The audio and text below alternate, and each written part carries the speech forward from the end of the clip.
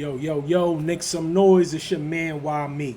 Today, we're going to get into a couple of articles that I found on the internet that were passed on to me by some of my other constituents of Knicks Nation. So let's get right into it, man. Hope everybody's having a good Friday.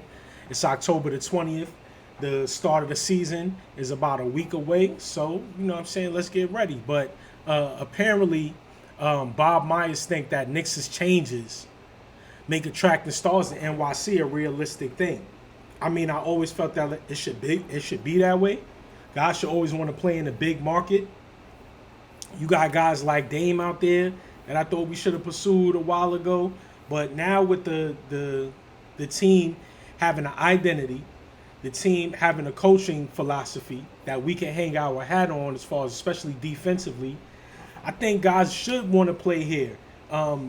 We are facing a situation where the superstars of our league and the legends of our league, i.e. LeBron, i.e. KD, Chris Paul, Steph Curry, their positions in terms of where they want to play and what they want to do as far as basketball players are solidified. Dame, I feel like he still has something to prove in terms of his personal goals. Giannis also has stuff to prove in terms of his personal goals and his trajectory as a superstar. But you know, there's a transition in the NBA right now of older guys to younger guys, and you know, basketball players, let's even just say like born in the 80s, and now it's transitioning over to basketball players born in the late 90s and 2000s. So guys right now are looking at it as to where we could get stars into bigger markets like New York. But we also have to look at it as New York is really is a big market. But in terms of our fan base, we're really small market and blue collar. We don't really have uppity fans. We got down home New York Knicks fans that just make a lot of money. Spike Lee is a New Yorker. Tracy Morgan, I don't know if Tracy Morgan from New York, but Tracy Morgan is assimilated New Yorker. Joe, Fat Joe, you know what I'm saying? Jones, like guys that kind of speak out as New York Knicks fans. It's particularly Spike Lee. He's the consummate Knicks fan. Native New Yorkers. So I really feel like, you know, Knicks fans are down to earth, blue collar, but like I said, they just make bread and they love their team. So guys should want to come here because you're gonna be with the stars over here too. It just so happens that we have a winter. You know what I'm saying? So like I don't know what that means, but we got a cold period. And really during the basketball season, it's really mostly cold. So it's nothing to do but to work on your game and to be in the gym. Guys should want to play for the Knicks. Stars should want to play for the Knicks. Emerging stars and you want to go to a proving ground, you want to be in a basketball city, that's New York. You want to be in the Garden, you want to be in the Mecca of basketball, that's New York. And we got them ride or die Knicks fans, and they got a lot of bread. So it is what it is. You're gonna see Tracy Morgan with truck jewels on the sideline. You're gonna see all the rappers. You're gonna bring out all the stars if you're one of those players. And they coming to see Jalen Brunson, and he wasn't even like touted as a superstar. He came off a team playing with a guy who they want to be a superstar. And he's made his own bones. Shout out to Brunson. You know what I'm saying? Shout out to guys like that who come to play every night. We don't never have a situation. We don't hear no crazy stuff about them in the media or any of those things. So shout out to Brunson and whoever else that wants to come here assuming the role and the responsibility of being a star player. You know what I mean? We're at a period of time now where everything is in a heightened situation. Everything is in the media and all that. So, you know, whatever we do now, as far as like Knicks, we're going to be scrutinized for is going to be in the media. Anybody that says anything about stars and Knicks is going to get pushed to the front as far as media goes. So I don't think this is a really big thing. Like I said, I think guys should want to come to play for the Knicks. Leon Rose has been nothing but patient. He's been holding his cards. He's been, trying to expand the team in a positive direction.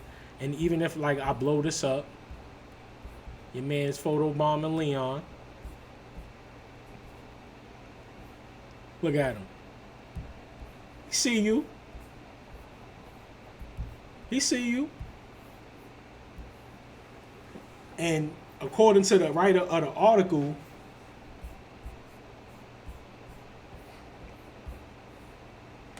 Zach Brasilia, the question is, how do we go from being the 4 to 5 seed to the 1 to 2 seed? Everybody automatically assumes that making a jump like that is some huge jump. We was just a couple games away. Our best player dropped 40. We was some shots away from making it a series and extending the series, getting it back to the Garden. Guys just came out short, came out flat. But we were some shots away. So, they obviously highlight the fact that with the Warriors, you know what I'm saying, he picked up a guy like Iguodala. And that's what I'm saying. It doesn't have to be a superstar. Myers doesn't believe it has to be, and I don't think so either. But anytime you say stars and Knicks, you get this big explosion of you know what I'm saying, commentary. But I'm here as part of the explosion to fizzle it out a little bit. But again, it doesn't have to be a superstar. But I'm really going to keep this article short because this is always the case. It's always an impression as to where, guys don't want to play for the Knicks for whatever reason. The media is too tough. The fans are what they are. They talk too much and blah, blah, blah. I believe in the basketball players that we get until, you show that you trash. Or you show that you can't play. You can't hack it. I believe in the squad that we get and the players that the team gets or decide to run with. Sometimes, not all the time. Let me not say that. But, I believe that guys should always want to get better. And anybody can emerge. Like any basketball player can rise from being unknown or undrafted to a star. Like you just have to, things have to align. Or just even a great player, things have to align. Or a good player, things have to align. But moving on and to segue into the situation, when it comes to solidifying a team and a strong roster, has Evan Fournier basically done that? Has he showed in this preseason that he solidified a spot in the roster, a rotational player that we could count on to get quality minutes and buckets? This article was written by Joff Magliochetti. Hopefully I said your name right. Joff or Jeff. Let's go Jeff. Jeff Magliochetti. I said Joff, but whatever. Salute, bro. A big budget production going haywire in rehearsal only in New York. Real talk. We wrote a big check for Evan. Even with the meaningless nature of the preseason, viewers will foster at least some sense of alarm. 6 days sitting between the Knicks 1-3 and their regular season opener against the Celtics. Wednesday night at 7 on ESPN. So national TV game, Wednesday night, season opener against the Celtics. We 1-3 in the preseason. We need a spark. Opening night against the Celtics. We know we can get a spark from. We know Evan Fournier plays well against the Celtics. We know that. With the exception of Quickly's absence, the preseason closer was meant to serve as a tease of the regular season. One of the only players that played well was Mitchell Robinson, Fournier. Brunson looked good. Like he looked like he was, But in terms of a preseason perspective and showing that you coming out ready to hoop, like I said in my last video, Evan Fournier is one of those guys that once you get in the game, I think you earn the right to go for yours in a consistent amount of time, and if you got it going, to continue to keep going without the coach having to micromanage you or tell you where to be or how to play. Guys should be able to find you from being in the league 10 years. When you get on the court, you should be a threat. You getting $18 million. They see something in you. This is a high-ticket item right here. Through the process, Fournier earned the admiration and respect of teammates who have enjoyed having his veteran presence around. But, of course, as part of his permanent personal mission, set to turn 31 later this month. So you getting up there in age basketball-wise. You reaching your NBA golden years. Your three-point ability could either help the Knicks or not mean anything. But he himself declared he's not doing any much more good if he's going to sit on the bench. So we all know what his sentiments are. If he's going to sit on the bench, and like I said in my last video, if you're going to sit him on the bench, bro, then this experience is over. And cut your losses. Don't re-sign him. Let him go somewhere else and get his bag. Because what's going to happen is, when he do get in the game, like I said, you need to go for yours, but I don't want him to have no resentment towards, oh, now you want to play me if we getting smacked. Oh, now you want to play me. You don't want to play me when it matters. And I don't want that look for him. You know what I'm saying? I don't think he want that look for himself. So, and I don't think that the organization wants that look for a player that you paying almost $20 million. And has a team option next year to re-sign him. I don't know if that goes through or will happen, but a team option to sign him next year for $20 million is a thing if he plays well. We not that far. Not that far from an Eastern Conference Finals. Even just considering the last article that we spoke about with Bob Myers saying we may or may not need a star. Like, we got guys on the bench who can give us 30. Saying whether or not we need a star is subjective, right? Evan Fournier is not considered a star. But he could be an offensive presence that we need. So, if you think about it from that lens, he could have worked his way back into the rotation. Let me know what you think in the comments. Whether or not, just based off the sample size of the preseason, has he worked his way back in? Again, historically, he's had great games against Boston. Will I think of playing him in Boston? Absolutely. Should he have a good game? Historically speaking, yes. So we'll see.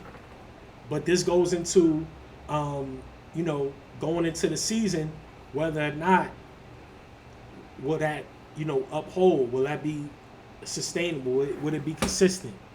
Will Tibbs continue to go into that bag or that rotational flow?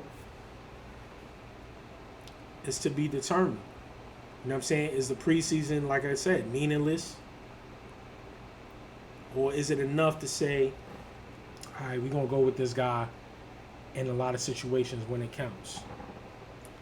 But next article, purely speculative, speculatory situation. But my man, money-making Mitchell Robinson. This is based on an old article, right? This article is from 2019. It's obviously 2023. But if it's not aging well, I don't know what is in terms of what I'm going to say here. And I think Mitchell Robinson, if the powers that be or however it works, like, I don't know how it works. But I think he should be up to consideration to play in the Olympics. Yeah. And I'll give you three reasons why. Alley-oop ability, offensive rebounding ability, and shot blocking ability. I don't think there's any big man internationally that can match the athleticism of Mitchell Robinson. In comparison or in conjunction with the power that he's developing, you know what I'm saying, coming into his prime as a basketball player. I think Mitchell Robinson is perfect as a defender, offensive rebounder, and dunker's position in the game for this Olympic squad. Now I don't know who's going to be on it.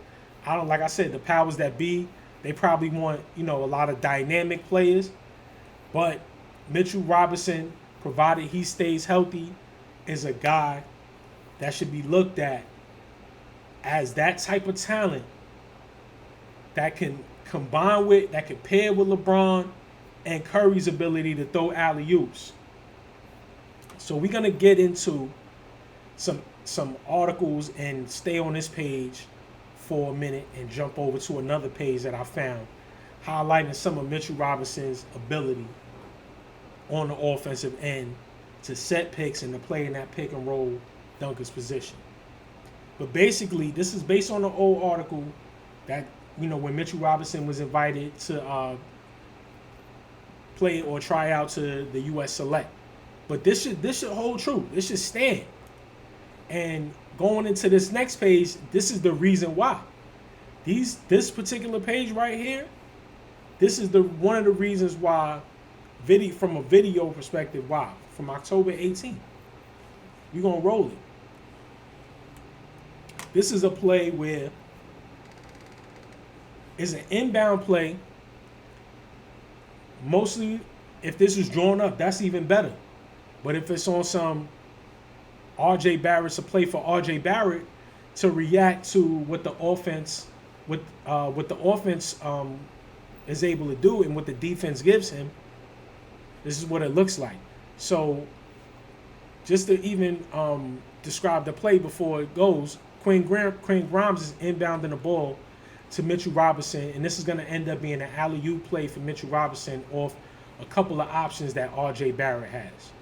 So this could even be like an RJ Barrett play to pass, like a triple threat RJ Barrett play.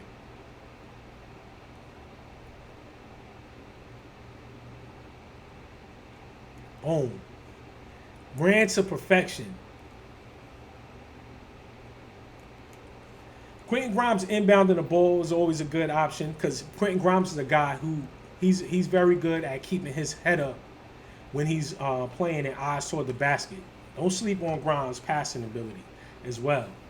Jalen Brunson is going to set that pin down screen for Mitchell Robinson to come off the curl. Mitchell Robinson gets the ball at the three-point line, and Julius Randle sets the screen on RJ Barrett's man, so to free RJ Barrett up to get the ball to get over to the left elbow. Before RJ Barrett gets to the left elbow, he's already aware that Mitchell Robinson made that cut. This defender did nothing to stop Mitchell Robinson. Because this Mitchell Robinson's man was still high off the screen. So Mitchell Robinson recognized that and dove immediately to the basket. Had his man cut off Mitchell Robinson, RJ Barrett has the pass to Jalen Brunson. He has the pass to Julius Randle. And possibly the pass to Quentin Grimes if Jordan Poole, or I think this is Tyus Jones, I'm not sure, if one of these cats tries to cheat. So once RJ Barrett comes off that curl, that handoff from Mitchell Robinson at the top of the key, Mitchell Robinson sees his man is high and he has a seam. He immediately goes to the basket. Imagine Steph Curry or LeBron even being able to run this play from a higher, bringing the defense out even more. Steph Curry and LeBron can make these passes easily to Mitchell Robinson. This is all day with RJ and Mitch. The alley-oop situation between RJ and Mitch has become very, very good. The alley-oop situation between Quickly and Mitch has also become great as well.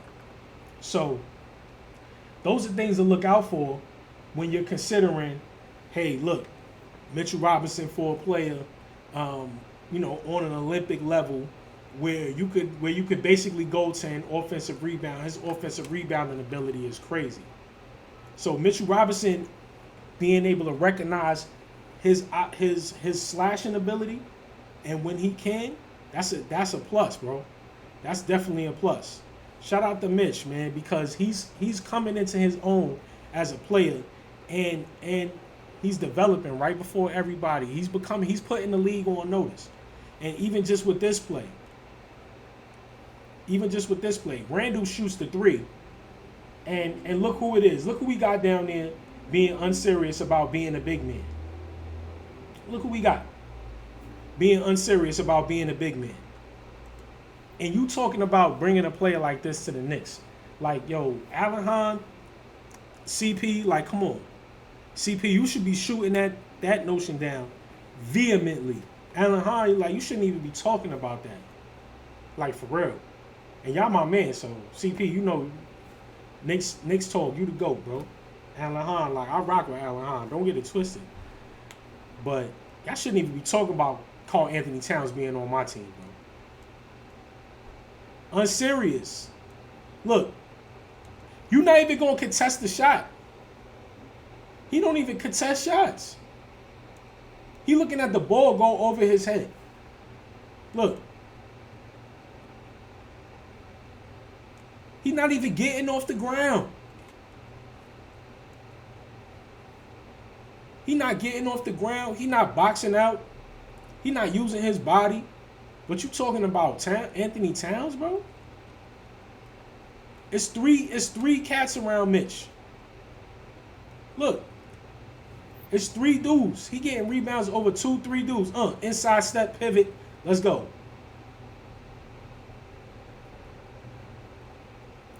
Left-handed tapping. He nasty with the left. That's a nice play by Miles McBride, too. I like that. I like that action, Miles. He learning that from Quickly. See, look. Brunson on his hip. Jaylen Brown on his hip. My fault. Got you on the hip, JB. Snake. Basket. He leaves Mitchell Robinson in a position to get the offensive rebound if he misses as well. Kristaps, you're not serious either. Hold that. Jason Tatum try to box him out. Jericho Sims, you should be doing the same thing. The ball finds Mitch. Jason Tatum tried to box him out, and it didn't even matter. The ball's finding Mitch. That's a dunk. Randall shoots the three. This whole side, nobody here. No problem. It's three defenders. 1, 2, 3. Put back. And he still got off the ground again.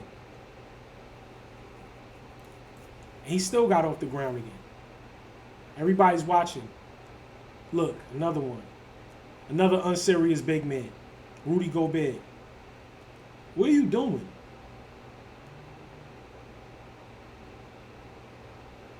Mitchell Robinson got the ability to be one of the best big men in the NBA this year. He's snatching it. That's a white. Let's go. 1, 2, 3, and impossible.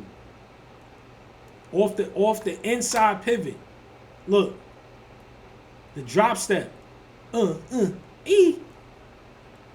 a drop step, bro. It looked like he been working on his footwork there. You've been working on you brought your tap shoes out there, huh, boy? Look. Tap. That's the left hand. To the right. Drop step. Look at that. Elbows up. In a power position to finish.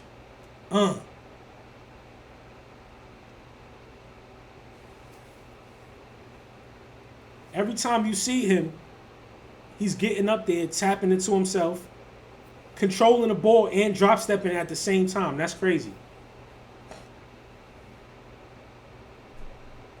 Drew Holiday, you too small.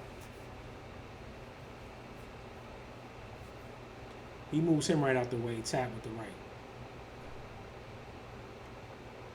This play I like right here because that's a left-handed tap. So he's getting up with two hands, tapping it in. Left hand, right hand taps. We done seen multiple different types of taps. Left hand, right hand. Transition plays. Help defense. Look.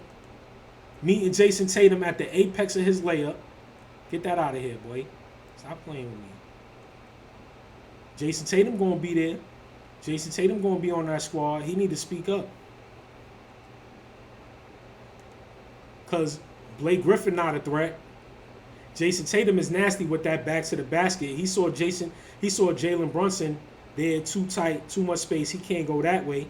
He hit RJ with that turnaround shot to the right when RJ was a rookie. I know y'all remember that.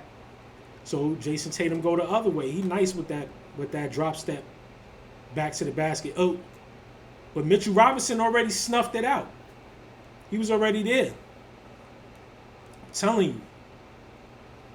He deserves an opportunity again to shine. He deserves an opportunity again. You know what I'm saying? And it's all something that the league and the powers that be should consider. So, you know what I'm saying? I'm going to end it on that. But leave a comment. Let me know what y'all think. Has Evan Fournier worked his way back into the rotation?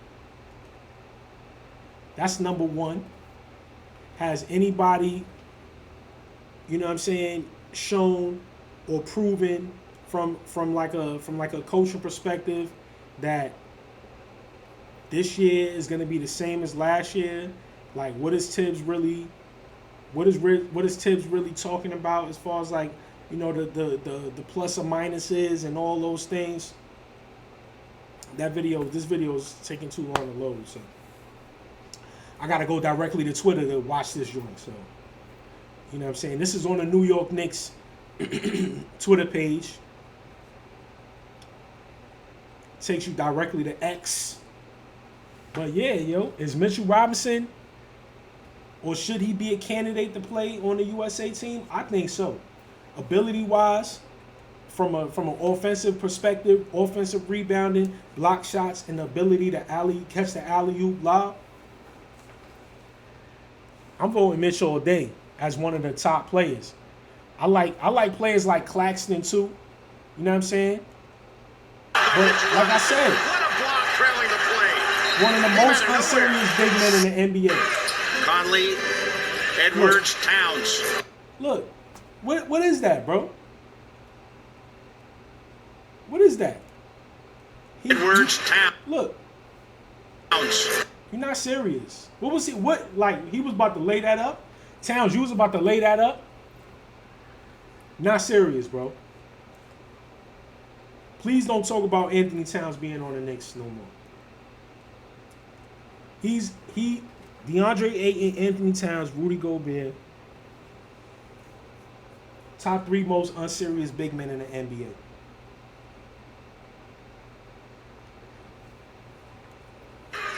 Conley, Edwards, Towns. Great job by Mitchell Robinson. What a block trailing the play. Shout out to Mitch, yo.